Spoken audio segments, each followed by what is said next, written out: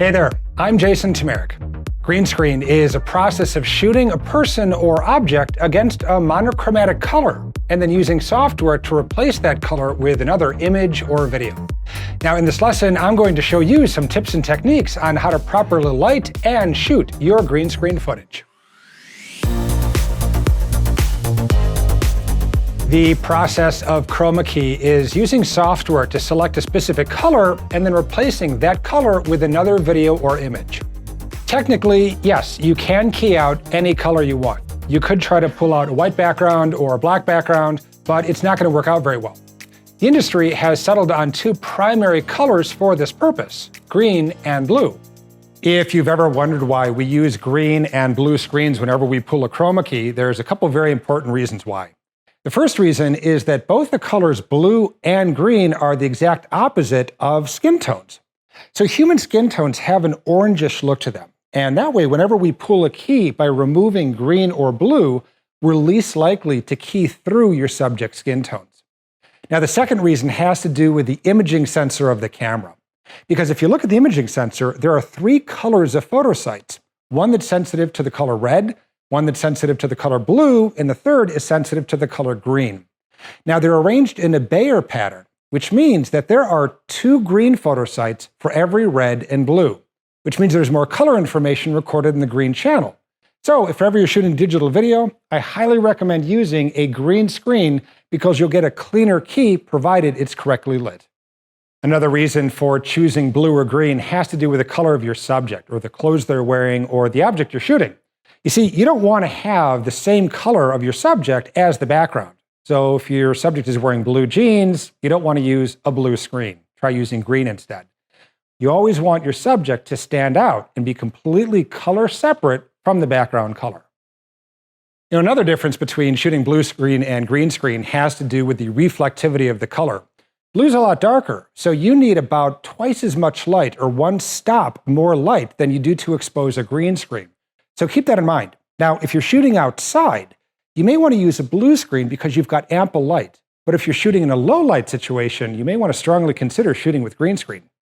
There are also two types of blue screen and green screen. The first is called chroma key blue and chroma key green. And these two colors are a bit darker and are predominantly used whenever you're shooting on film. But those colors were a little too dark for newer digital cameras at the time. So two new shades were developed, digital green and digital blue. These colors are a bit brighter than the original chroma key version, and they're designed to be read more easily by a camera's imaging sensors. So if you're working with a digital camera, I recommend finding either a digital green or a digital blue screen. But if you're shooting film, you can use the traditional chroma key blue or chroma key green.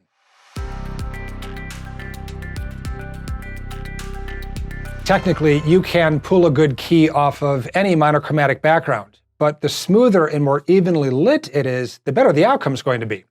Well, there are a number of ways that you can set up a green screen background. The first is to shoot on a soundstage or a studio with a cyc. Well, a cyc features a curved transition from the walls to the floor, which hides any seams and eliminates shadows. Professional soundstages also have a lighting grid, so you can easily rig overhead lights to evenly light your cyc. Well, cycs are ideal if you need to shoot a wide head-to-toe shot of your subject in a controlled environment. Now, if you don't have access to a soundstage or you don't need to shoot someone in a full head-to-toe shot, you can set up a green screen background. And one way is to set up a 6-foot by 6-foot, 8-foot by 8-foot, 12-foot by 12-foot, or even a 20-foot by 20-foot overhead frame, then use a special green screen fabric stretched across the frame. You'll have an extra large area to work with, and the stretched fabric will eliminate any wrinkles. Another option, which is great for interviews, is to use a collapsible portable green screen. Expanded, they usually measure by about 5 feet by 7 feet, and they can be collapsed for easy travel. They can be hung from a couple light stands or a goalpost rig, and they're perfect for medium shots and close-ups. Another option is to pick up an all-in-one fabric backdrop, but just be careful, because many manufacturers use cotton, which wrinkles really easily, and it's a slightly darker shade of green that falls closer to chroma key green. It'll work, but if you're going to get a setup like this, I recommend investing a little more money to get the proper digital green material. In my home studio, I purchased a chroma key green fabric with grommets from Matthews Studio Equipment. Then I just hammered a few nails into the walls and stretched the material across the wall. All right, now let's say you're traveling and you need a green screen in a pinch.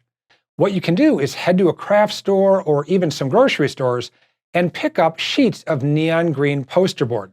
I recommend picking them up in either 9, 12, or 16, depending on the size you need.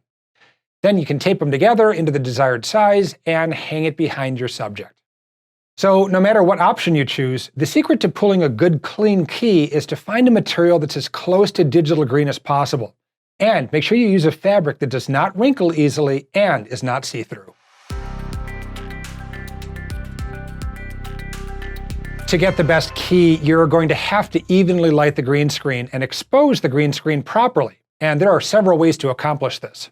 In order to light the green screen, I have 2 stands that are set up on either side of the green screen, and then I use 2 Mayfair clamps to connect a piece of speed rail across. And we built what we call a goalpost. And from that goalpost, we're able to hang and suspend lights. Now, one of the most important things of lighting your green screen is to make sure that it is even. Any dark patches or any shadows are going to make it exponentially more complicated to pull your composite in the editing room. So one way that you can eliminate the shadows is by creating an even light coming from all 4 sides just outside a frame of your camera. So we rigged 2 of these 6-foot LEDGO Alta tubes directly above our sight to provide a nice even top light coming down and illuminating the top of our green screen. We also rigged 2 of the fixtures, one on the left and one on the right, and then to eliminate any of the shadows cast by the top light, we laid 1 tube on the floor. So basically, we created a big giant square of light to try to create a nice even luminance on our green screen. This technique works great whenever you're shooting a subject in a medium shot or a close-up. But how do you light larger green screens? Well, first and easiest is to shoot outside and use sunlight. Provided there are no shadows cast on your green screen, sunlight's going to give you the brightest and the most consistent illumination. And because the color temperature favors the blue part of the spectrum, your green screen will really pop on screen. Now, if you're working in a studio, many professional sound stages have a lighting grid to hang lights from, and there are several light fixtures that you can use to light your green screen. The first are called cyc lights. Cyc lights are tungsten or quartz soft lights designed to evenly light a large area, and the clamshell shape of the reflector lets you focus the cyc light onto a cyc or a green screen with little to no spill on your subject. If you don't have access to cyc lights, another option is to rig KinoFlow fluorescent or LED panels from the overhead grid. They both produce high output with low power consumption, which is really important if you have a limited power supply running into your studio. Just be sure to position the fixtures close enough together so you don't get gaps in the evenness of the light on the background. A third option is to use large space lights, which feature 6 1,000-watt tungsten broad lights with an optional fabric diffusion skirt. Well, space lights are designed to create a lot of light, flooding the area, but they're also going to spill light all over your subject. And that's going to make it just a little bit harder to isolate your subject and light them separately from the green screen. Another technique I like to use is called a book light. If you don't need to light a large green screen, maybe just enough of an area to frame an interview or a medium shot of a person, you can use 2 4-foot by 8-foot pieces of foam core. Tape the long end of the 2 pieces together to make a book, and then stand it up on end. Now, if you bounce a light source like an HMI into it, you'll have a nice large 8-foot by 8-foot bounce. Build one on either side of the green screen, just out of frame, and you'll have a nice even light. I recommend using foam core that's white on one side, which you'll use to bounce light into to light your green screen, and black on the other side to reduce any spill or unwanted reflection back onto your subject. Always consider the inverse square law whenever you're working with a book light, which states that every time you double the distance between the light source and your subject, you're losing 75% of the brightness of the light. So if you're bouncing a light into the book light, you've got to calculate that added distance from the light source into the reflector back to your subject, which means you may need to use a higher output head to compensate for the light loss. One of the big challenges of shooting green screen is making sure that it is evenly lit. Now, back in the day, we needed to use a light meter, specifically a spot meter, so that we could target specific light meter readings of various parts of the green screen to make sure that it was all within at least a third of a stop. But thankfully, today we've got some better tools. Ideally, in a proper production situation, you'll use a camera or a monitor that has a waveform monitor. That'll make it really easy for you to check your green screen to ensure that it's properly illuminated. And if there's any areas that are hot or are too dark, it's really easy to find them. Now, if you don't have a waveform monitor on you, I recommend picking up an app called Cinemeter, because Cinemeter has a built-in waveform monitor that you can use to spot check your green screen. All right, so in this particular scenario, by looking at this, I can see that the left-hand part of my green screen is lit a little brighter than the right side. So if you notice, the right side of the green screen is falling at about 60 IRE, and the dark side is falling at right around 50 IRE. So that's a 10% difference, which can be pretty substantial. So what this is going to tell me is that I need to either brighten up the right side of the green screen or darken the left side to make sure that it's even. The secret is to always light your green screen first. Make sure it's evenly lit, then set your exposure so your green screen falls around 50 IRE. If the green screen is too bright, you're going to have problems pulling a clean key, and you may also get spill around your subject.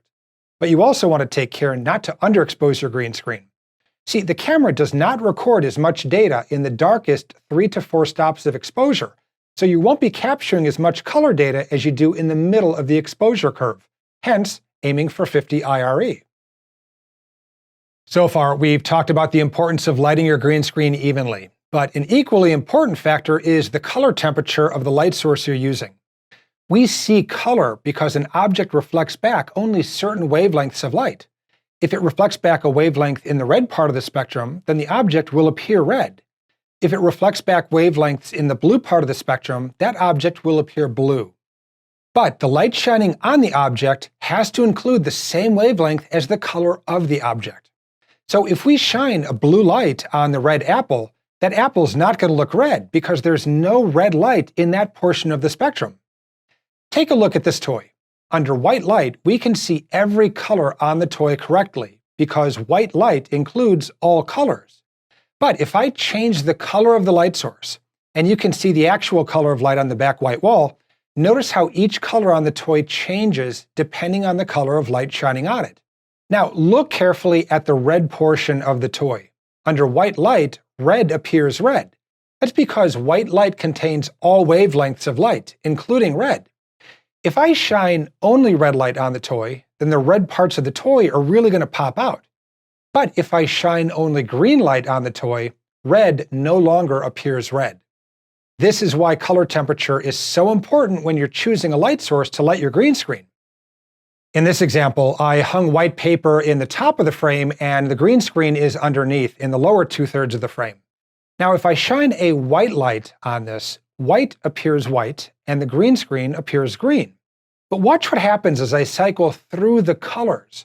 Notice that the color of the green screen changes. It really pops under the green light, but it appears muddy under the red and orange light.